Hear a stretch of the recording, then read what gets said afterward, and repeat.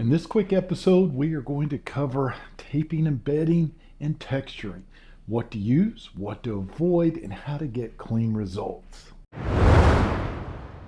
Quick pro tip that might save you a little money. When you're doing your drywall and you're buying your mud, there's a couple of ways to get it. Obviously, you can get hot mud, which is going to be in a bag that you're going to have to mix water with. You can get your mud pre-mixed like this, and it comes in a box.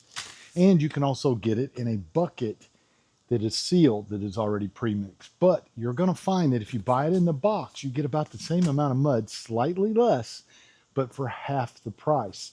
Buy yourself a bucket and a lid, and buy a whole bunch of boxes and just keep emptying them inside of the bucket. Mix it up with a little water, which is what you should always do every time you use it, because they tend to be a little dry with some dry spots in them, and you are ready to rock and roll. If you're using a hot mud and you're mixing up your mud, you're using water out of an outside spigot, be careful, let the water run a little and get rid of the hot water. It tends to make the mud set up faster if it's hot. So that is a problem. Another thing that'll help mud go on a little better, especially in the beginning stages of tape and bedding, is add a little bit of Dawn soap to it and then mix it with a little bit of water. It's going to make it a lot more creamy and smooth and glide on.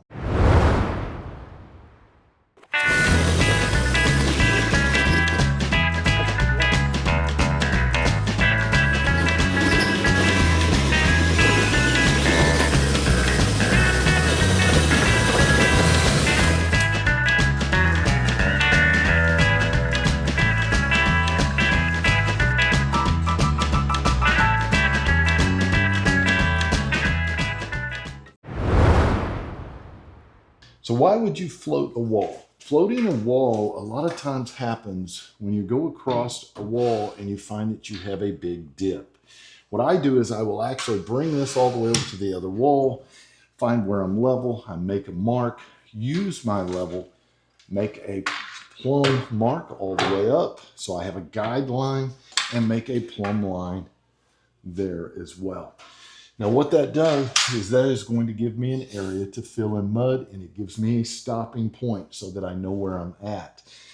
I will use hot mud, not regular mud, because it has more glue and additives, and I'm not going to do it in one pass. I'm going to do it in probably 2 or 3. So I'll add a coat of hot mud, let it dry. I'll come back and add another coat of hot mud, let it dry, and then I'll probably do a final. When I do the final, I'm going to slide up and down, looking for high and low spots. Anything that's low, I'm going to make a circle like the one you see here, and I'm going to come back and add a little mud. If I've got a high rise spot, I'm going to sand that a little bit more so that I get this wall where it looks really good. I have 2 texture guns here. I have the more professional gun, which will have interchangeable pieces for the front. It's got a little bit bigger hopper. It's a nice gun. But if you're a DIYer, I would recommend going with something a little more like this one, which is going to be the Homeowners. This one has the built-in little fitting so you don't lose them. It's lightweight, it's easy to tip backwards and work on a ceiling. And all I'm going to do is spin it on the bottom to get the different size opening. Now what we are putting on the wall is going to be a knockdown. So I'm going to have to get it on heavy, let it dry a little, and then come back and knock it down. When we mix our mix, make it a little bit runny. You want it watery to go through the gun. Now, if you were going to do a knockdown by brush and you're going to brush it on and then knock down, you're going to want your texture a little bit more firm. Take some paper just like this, put it on a wall. You can use that to test. You really want it around the 40 to 60. We're going to try 80 since we're having to blast it on there to make it look a little more like an orange peel, like I said, with knockdowns. I get the hopper about half full.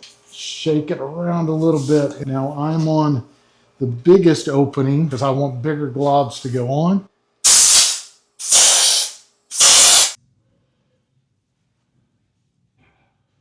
Start very gentle and see what it actually looks like. So we're going to start at one area and we work our way down. All we're looking to do is flatten the tops.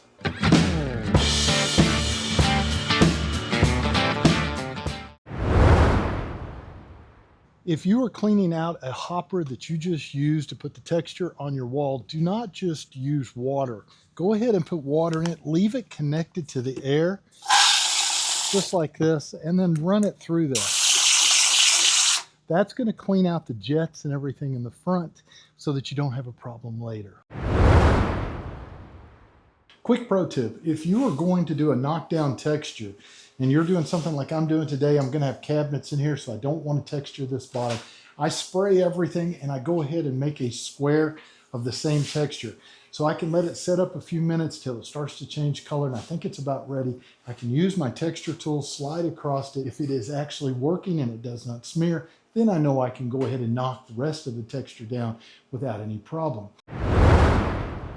So you're hanging drywall and you end up with this situation where the front facing paper is ripped to shreds. There's two general reasons that that happens. One is you're cutting from the back of the actual drywall, and two, your blade is very dull. Now, keep in mind, you can cut from the back. You just need to make sure your blade is extremely sharp if you're going to be doing that. I generally try to mark and cut from the front of my drywall so that I don't have that issue. Even if my blade is getting a little bit dull, it'll still cut fine, and I do not have ripped up paper in the front. If you're actually going to hang on a ceiling, you can use a lift, but if you don't have access to a lift, you can use a little screw with a wedge of wood that you can turn and put a whole sheet in and then put a screw.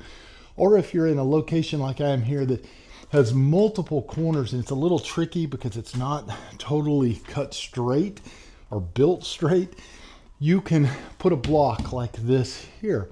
Now I take the block, I'll put it in just slightly lower than the thickness of the actual sheetrock. Now I cut my sheetrock and I'll put a P for pantry. This is going into pantry, so I keep my orientation the same. And then I'm simply going to take and put it into place just like that, slide it over, and lock it in.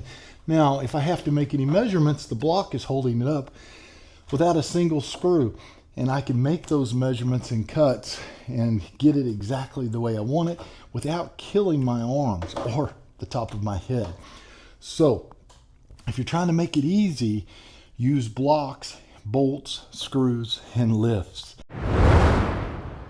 Couple of quick tips. If you're about to store your drywall mud, I have water inside over the top of the mud. Clean the sides really good inside, just like that.